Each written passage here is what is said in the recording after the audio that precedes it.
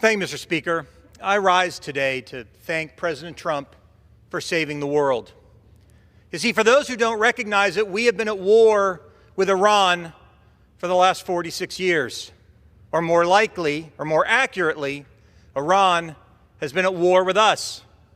In 1979, they took American citizens hostage and paraded them out on the news day after day after day until President Reagan secured their release. In 1983, a suicide bomb in Beirut, paid for by the Iranians, killed 63 people, including 17 Americans. In 1983, later that year, we all know they blew up our barracks with our Marines, killing 241 people.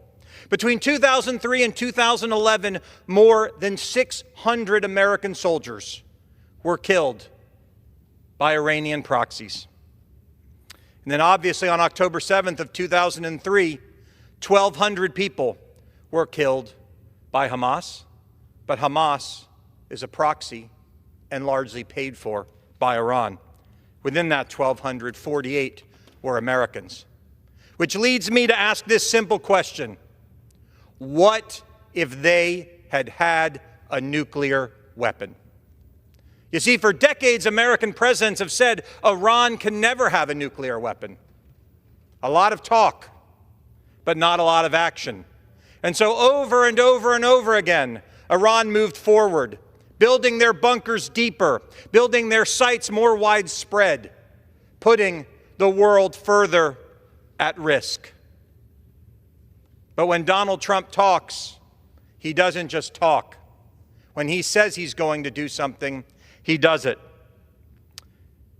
And so over the weekend, we saw this president do what has been necessary for decades to make sure the largest sponsor of terrorism in the world does not have the power to kill us all.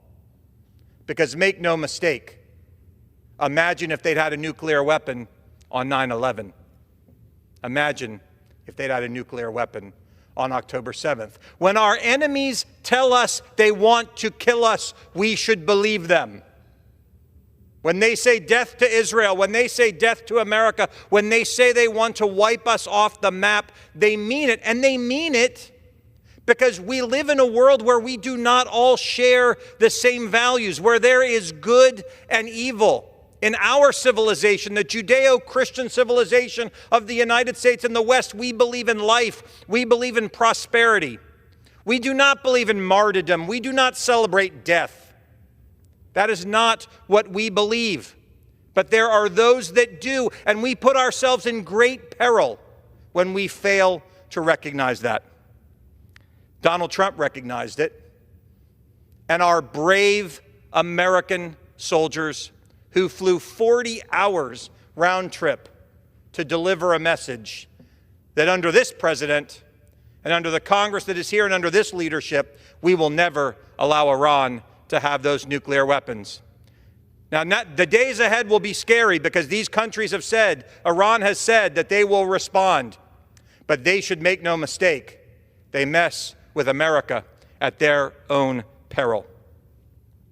The last thing I would say is this, and I say this to those on my side.